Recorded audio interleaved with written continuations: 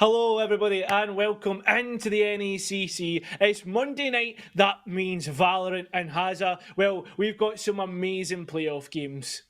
We certainly do. We'll be covering the first best of three for all of you guys tonight here. It is playoff week, like you mentioned, so the stakes count for that little bit extra right now because teams are playing for their survival in the tournament. We have Briar Esports versus Concordia University as this first game. I believe we have one more best of three coming up afterwards. We won't be taking you through that one specifically, but since this has already been a little bit drawn out, we will just be jumping straight into this game. The three maps that we have lined up for you, I think, Cairo, if you want to talk about this a little bit, are ones which we haven't seen too much of so far. No, it isn't maps.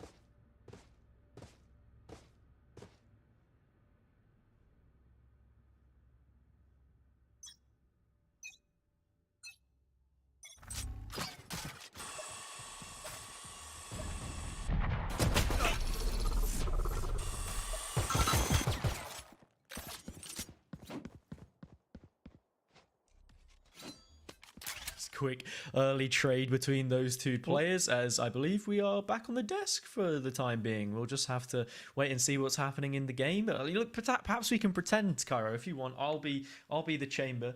Okay. There you go.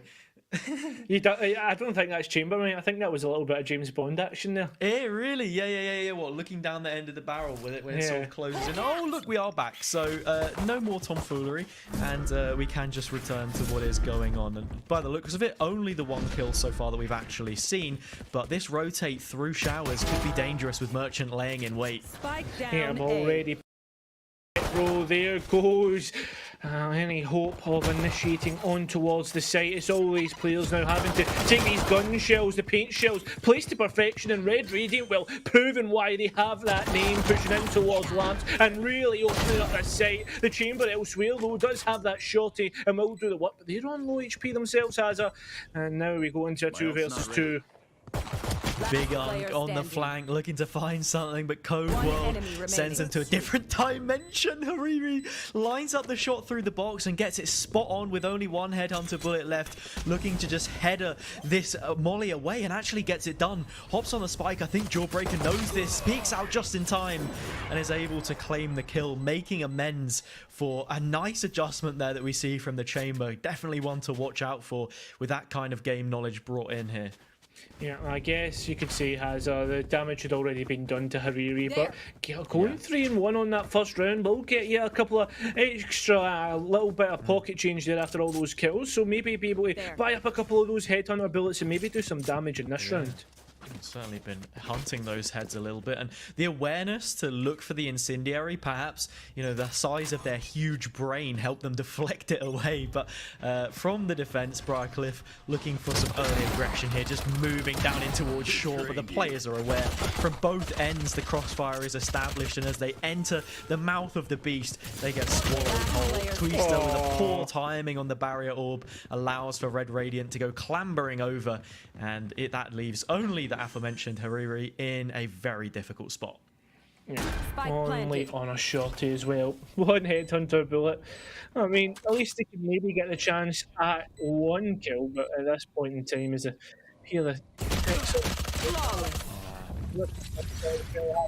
that's going to be another round to Concordia, and let's not hope that, well, the comp differences of the comp, but I guess problems that we've flagged up don't continue to kind of go through this map.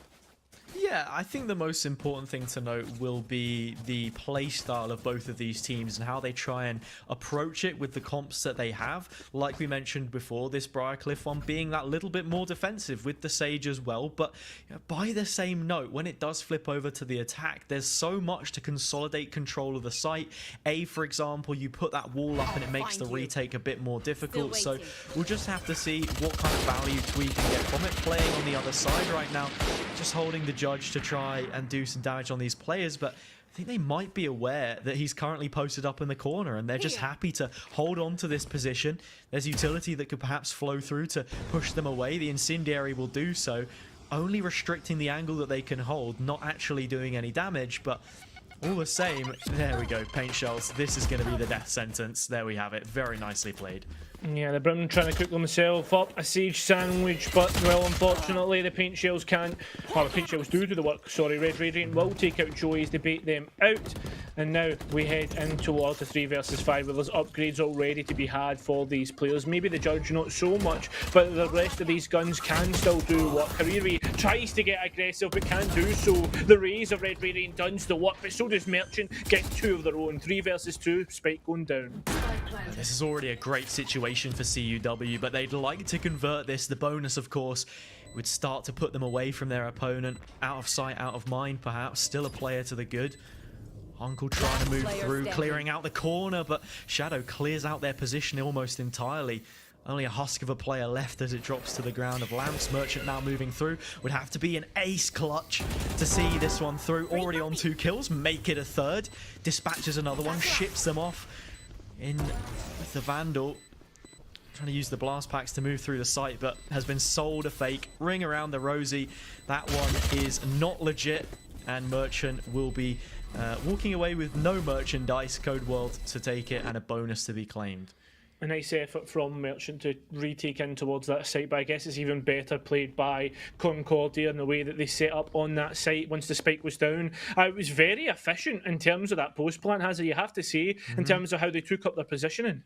Yeah, it was a really nice crossfire from that player in towards bench, and then Lamps control as well. If the retake from the defenders had been a little more coordinated towards Lamps, you could have perhaps pulled it apart a bit better. I think as well, the early use of the Trailblazer meant that it wasn't allowed to have value then in the subsequent retake, so perhaps just a key piece of utility missing. When you pick up the Sky, of course, you don't have 2 Prowlers, so you have to be a little bit more reserved with your usage.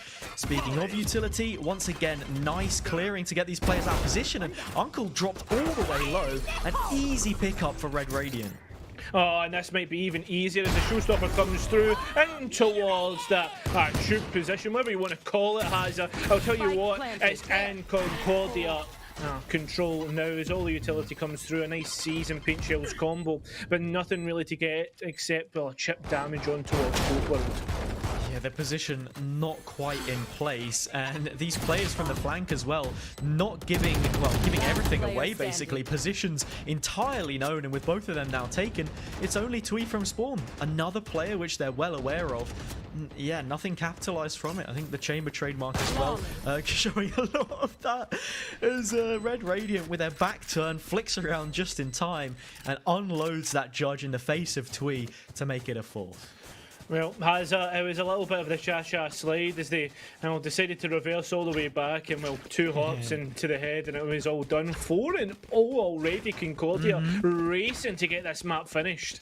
Yeah, and well, speaking of reversing things, flipping them around, if you put that score the opposite way, that's the KD of the bottom 3 players on Briar Cliff. All of them yet to register a kill impact in this game, you know, if you're not considering the 2 assists that Uncle has at this point in time. But perhaps a little more to be done by them here, because leaving it up to one player from the defender's side is not really viable at all, because you never know where that hit's going to come in from. It's ever so reliant on them being a sole anchor of a certain site, and whether Concordia choose to hit it or not is completely out of the question. Yeah, slightly concerning. Red Radiant does get punished finally by a Phantom, but Joey's pushed all the way up in towards the smoke, and the 2 players at the other side are completely unbeknownst to this position. Although will try and drop out Joey, going to send the Prowler through, and does get that at least some information from audio cues alone. Shadow Ghoul on 10 HP, try to re-clear Hookah, does so, but it looks as if this might be a TP play as all 4 players move up longer as I say that. Yeah, well, the problem is if you go for the TP play here, there's a trademark waiting in showers, and not only that, there's so much space that needs to be re-cleared. They do assume positions for the B split, and this looks to be where the hit is coming in from. An orbital strike to clear out space perhaps, but instead just going in completely dry, and Jawbreaker wins it either way. Oh, but Merchant has it, still on the site. He does have the showstopper, pops it, pop step roll, now's on the Shadow Ghoul, trying to be a little bit of one of those players that goes bump in the night. The paint shells drop right into their position, they're going to have to run away. Now onto 4 HP, you can't help but feel this will be Briar Cliff's first round, and it is a nice shot, nice play from Merchant, and all in all has it. We finally see them on the scoreboard. Yeah, and a couple of those players as well now getting onto the scoreboard, so everything's starting to turn up handsome here for Briar Cliff. They were the winners the last time that these 2 teams played each other in the groups, you know, before moving into playoffs, of course, this now being the quarterfinals of the Challenger bracket. So a nice response. Getting that operator in the hands of Hariri will also help out this defense a lot. It means that we can have Twee stuff focus towards showers, use the utility as he has been doing to slow down the push in that area, while Hariri almost entirely controlling this short choke. A couple of angles to watch, so not the easiest of shots to connect, but with an operator in hand and a rendezvous pre-placed, there's an easy escape route if they need it. If they need it, has up. Hariri not really challenged here, and Show's completely vacated, and I don't think the Sage is even watching it.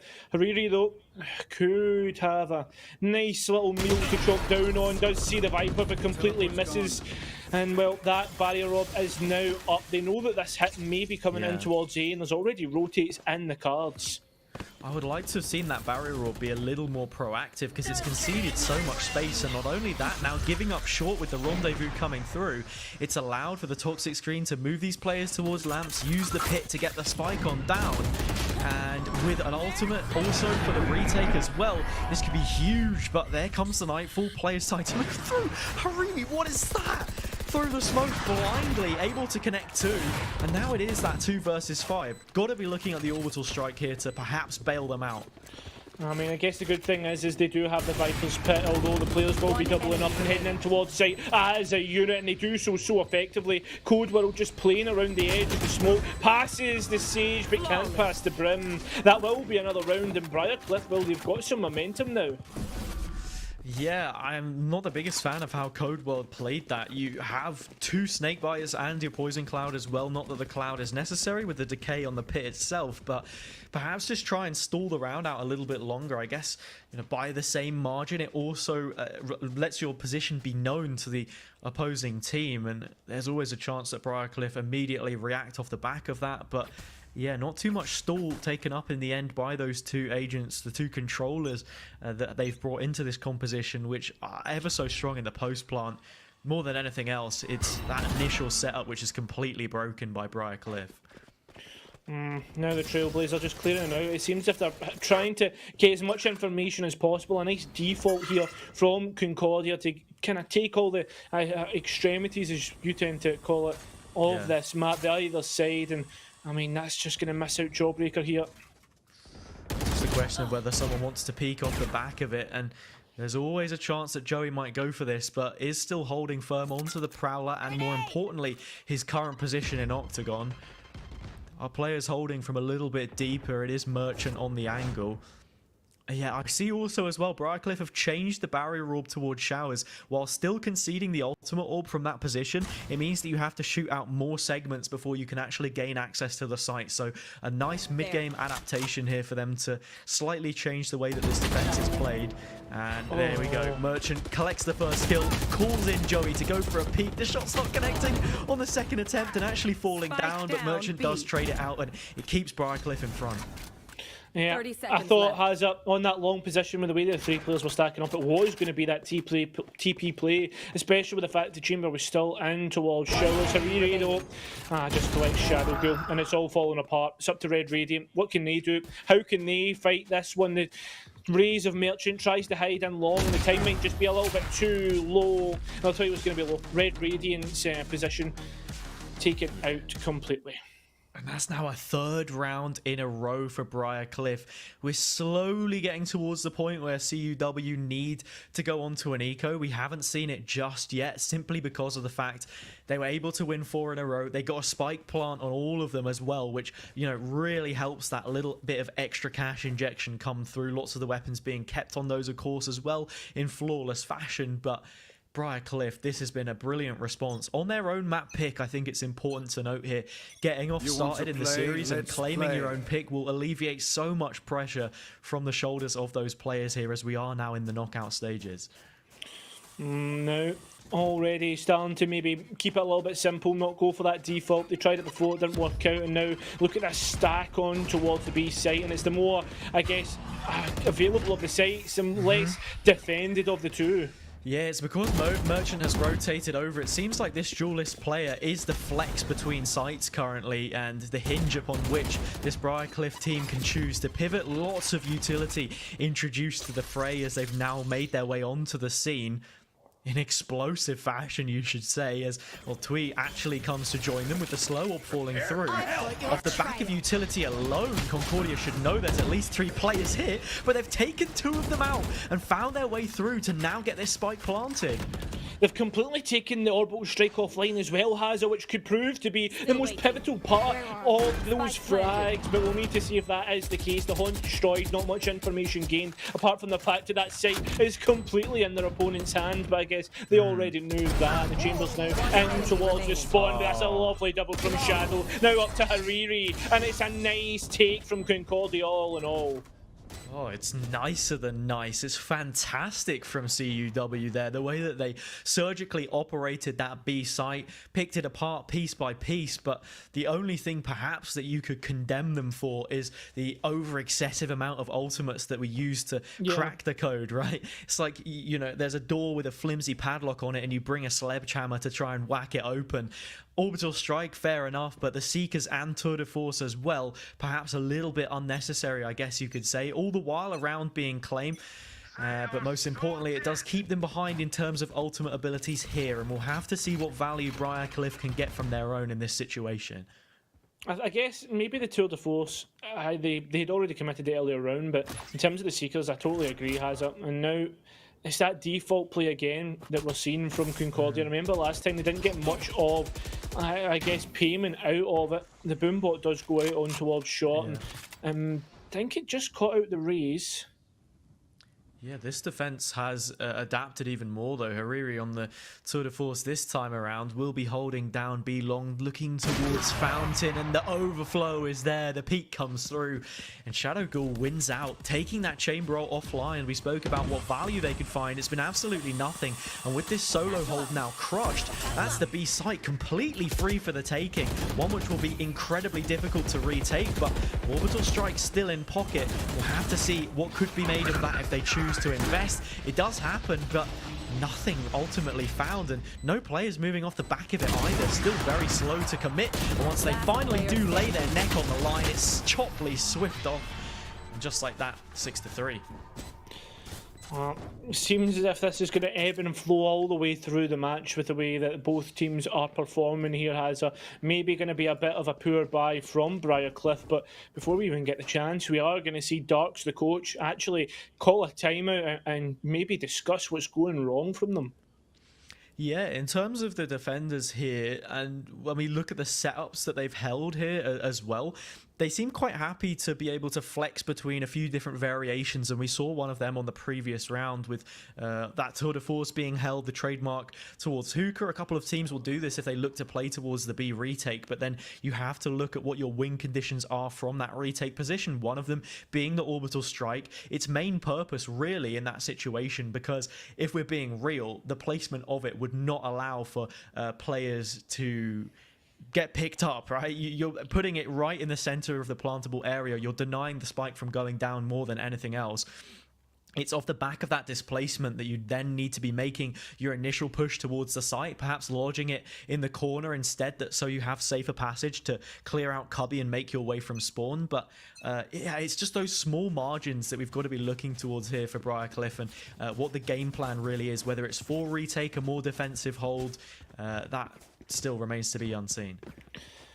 And Hariri investing an op on what is essentially an equal round for Briarcliff is going to be a big investment, and they'll have to have that pay dividends has up, and it might actually be the case as all players ready to move up with Shadow Ghouls holding the tight angle, just can't quite find that chamber player, and it's just going to be potentially a rotate, but no, they're holding still.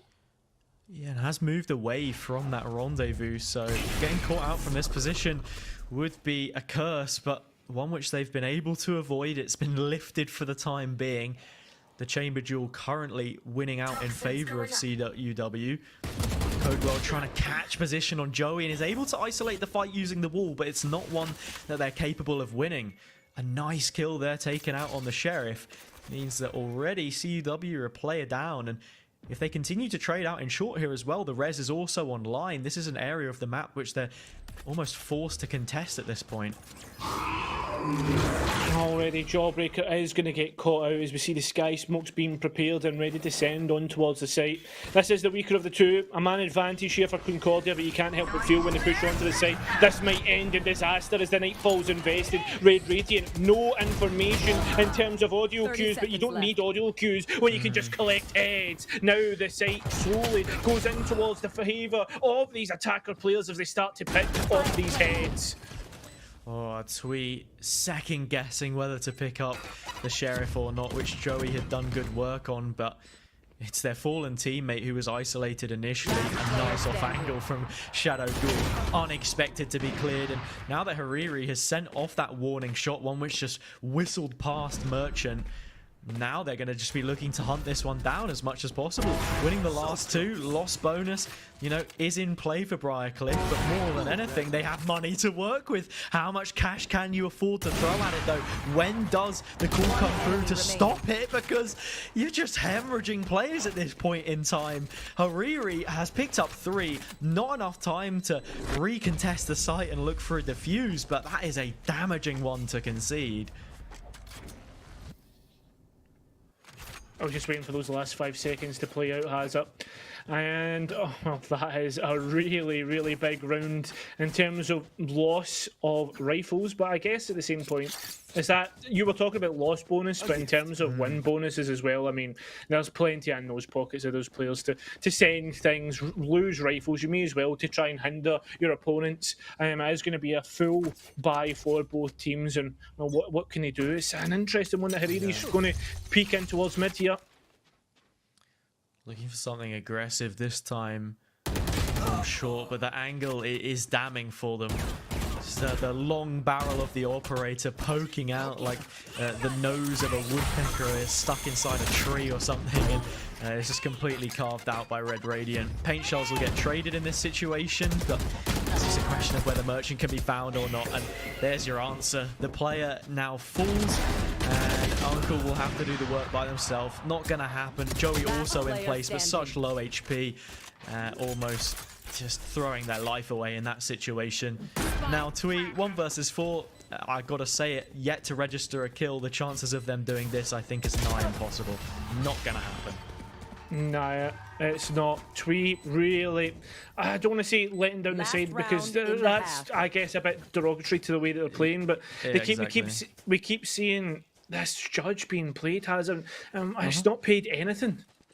I think more than anything else, it's got to be the decision of the Sage and the lineup, right? What value can you make if you're not having the best game, which these players won't always do? And, yeah, everyone has their off days, even the pros, right? But you've got to be thinking, what kind of passive impact can I bring to this team? It's going to be through the walls, through the slows, and that res as well. But it's not one that we've seen invested just yet. And, you know, a couple of choice maneuvers involving that wall have, you know, perhaps conceded territory, which have made things more difficult to work from that defensive side. So perhaps a step up that we need to see, but who knows when that's going to come. Paint shells coming through, and, you know, as I'm speaking about this, I don't want to draw on for too much longer, but you could have perhaps, you know, put a slow orb on top of that, and that's exactly the kind of combination util play that you want to see from Briar here. Yeah, but you've not even seen like I think we've seen honestly one time of the Seas and Paint Shells combo as well, and that was on a retake. There's no initial presence. I guess that onus to try and go and get the picks. Yeah, I think as well here, with the defense being so heavily towards the A side, and A being, you know, that easier site to retake, perhaps I'd like to see it the other way. But, you know, it doesn't matter. I think we're throwing a lot of points here and in the air, but either way, Briar are doing exactly what they need to on this round. Hariri's found that kill. Breaking the trademark here on the flank would almost set Concordia into the crosshairs of those players on the site. Twee holding close, but does get taken down by Code, and just once again the kill feed flows red, and the blood gushes to the floor as Briar get completely dismantled as the pit is deployed. Spike planted. Yeah, Spike going down now, 2 versus 4, and while these players are well and truly set up, all within the Vipers pit apart from 2, but they're holding, you know, the outside of that, not allowing for any flanks to come through. And Hariri and the compadre of Merchant, what are they going to find here? Doesn't seem much as they try to spam through. It's guessing, trying to win the lottery. That's essentially the equivalent here, and I don't think there'll be much to be found. Remaining 3 players holding from inside the pit as well. All angles of it covered. Merchant nearly slips between the lines, but with that flash coming on towards Hariri, it is an invitation for the firing squad to get called into action. Shadow Ghoul, the one to actually take it, I think, through the mist, through the fire and flames, actually, they're able to get it done. But, you know, vision or no vision, that will be the round in the pocket. 9-3, a gap of 6 rounds, one which could easily close, but we need to see a response from Briar here. Also important to note, with this being their map pick, heading on to Breeze, Concordia are very favoured, and a potential 2-0 on the cards after how close the series was last time out would be a real shock. But at the same time, in the quarterfinals, it's do or die, and we need to see something a little bit more from them here. I think as well, Hazza, when you look towards the Agent comp, you would probably favour Briar because they do have those 2 Sentinels, whereas Concordia, now moving on with this double controller setup, how's that going to look like on the defence? I do slightly start to have the worries here, but at the same time, this is Valorant and anything can happen. I do also like the initiation that Briar have with this fade, and we'll have to see what those Prowlers can get up to, as the first one is shot out. Not too much collected off the back of that. Paint shells will slow down the push, which is now making its way through Hookah and Long inside the smoke. Code able to get one. Dish out a little bit of chip onto Uncle, and actually followed up. That's the spike. Moving all the way through. It's now in such a difficult position to try and be reclaimed. the question is, do Briar want to try and find it or look for some other kills before they're able to do so? Perhaps contest from defender's spawn instead. That one being held, of course, by Shadow Ghoul, but taken out from Joey. And now we're back to a 2 versus 2. This one looking a little bit more tangible.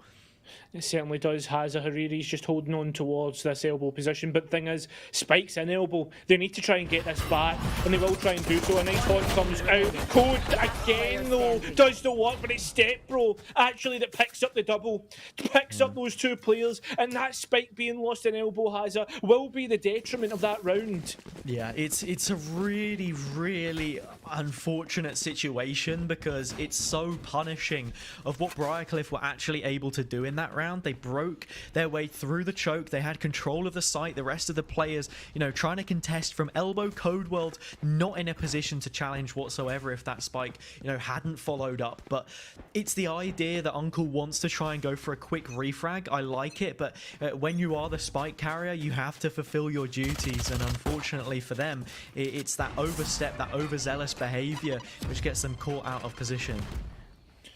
Red Radiant now holding down in towards Hookah and has seen lots of players, or at least seen one, the Rays. A little bit of information in that front, and the players now slowly make their way over towards A. There's been a rotate from the Brim, but we'll need to see if Shadow Ghoul can at least punish 1, maybe even 2. TP's out, but does chip damage. Joey does have an upgrade. It is that Spectre. Oh, sorry, that's a Force. Yeah, we have seen a Force come through, but it's not one that looks to be panning out. A nice initial pick, you know, being taken there on the chamber to just fade away, and it leaves Briarcliff chasing shadows, and they'll continue to do so as they now move towards the B site, completely uncleared. They rotate through, footsteps heard, everyone in position to shut them down. It's like, you know, Monsters Inc. There are a bunch of doors, and whichever one you open up, there's going to be something very scary on the opposite side. And I'm not sure Briarcliff right now know exactly what to do. 30 seconds left. This is the difference between the 2 comps, is that the stall capabilities that Concordia have with that double and controller setup, the Viper's done so well just to stop these players busting in through the site. They're watching towards CT, but I'll tell you something. They're already there and waiting. The Viper relocated in towards long. The time's getting low. These players need to jump through now. They do so, but it's just a clean-up job, Hazard. Concordia, they move through on towards 11. 1 off map point, and it's been such a dominant display. Team Ace as well. Every area of the map under lockdown. The rotate coming through, and yeah, nothing found from it. That's the problem. When you go for a Force there, I think you've just got to fully commit to making that A hit work, getting players in behind one another, playing 2s as much as you can, and getting those trades through, because as soon as you then try and hit the other end of the map, with the way that Bind plays with the teleporters as well, you know there's always going to be at least one player hanging over there with that spike not committed, and it's just too much for them to try and do from that position. Now 11-3. We're looking realistically at map point coming up here on their opponent's pick. Concordia doing everything right at this point in time. Another Force coming through, actually. Perhaps not the boldest, or a bold decision, perhaps not the smartest. Could this be it? There it is. Twee finally on the board as they get that kill, and maybe the round that they find a kill is the round that Briarcliff can pick up from this attacking side. Is Jawbreaker going to be the momentum breaker in this round? It seems like it as they pick out Tweet.